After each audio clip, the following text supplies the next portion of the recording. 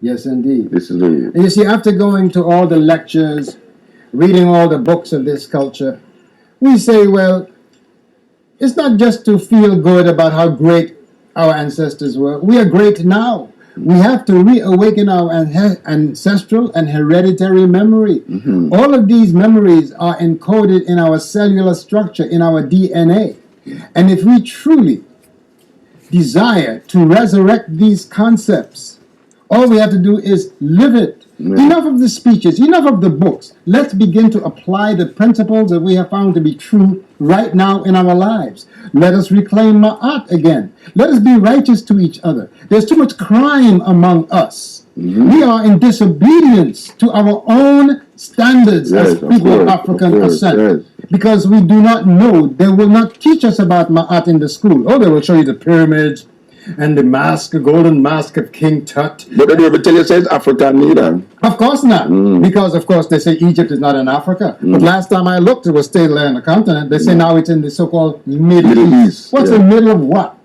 It's right there on the continent, and it was fed, as a matter of fact. If we don't progress beyond Metu Neter and Kemet and Heru, Ma'at, we're going to be stuck where we are. Metu Neter, regardless how you spell it, to say that it is a language or a writing, our people right now in Uganda, our people in Ethiopia, our people in Sudan, our people all over in Congo are looking at us like, hello, we're showing you what it means.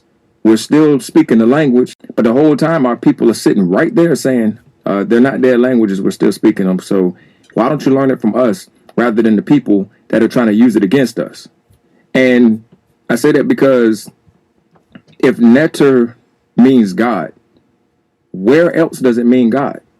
Because Bakuma did not say that Neter meant God, because they still called their God Imana, as you know as Amen.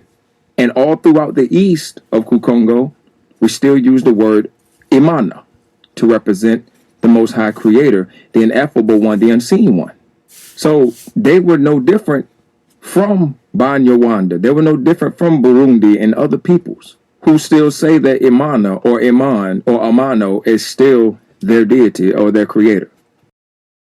In the pyramid text. So the pyramid text is one. Then you want to do the coffin text. The pyramid text is the first golden age.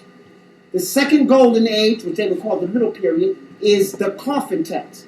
And that was the information written on all of the coffins and in the walls, the funeral text that was on the walls inside of the sacred burial grounds. Okay? And then the third text is this one, the Pert Im Haru, which they call the Book of the Dead.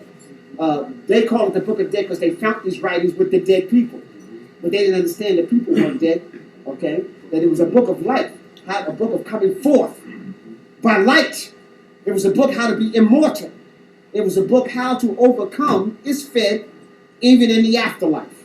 Because remember, if energy cannot be destroyed or created, then your physical body goes back to nature, but your soul and your spirit goes on. And they call the soul Ba and the spirit Ka. Right? Okay. Black man, you a target, man. You understand? You oppressed. You oppressed financially, socially, in every aspect of this place, man. Why? Because the white man know you a threat. You think he don't see how fast you are on the track field? How strong you are? How high you jump?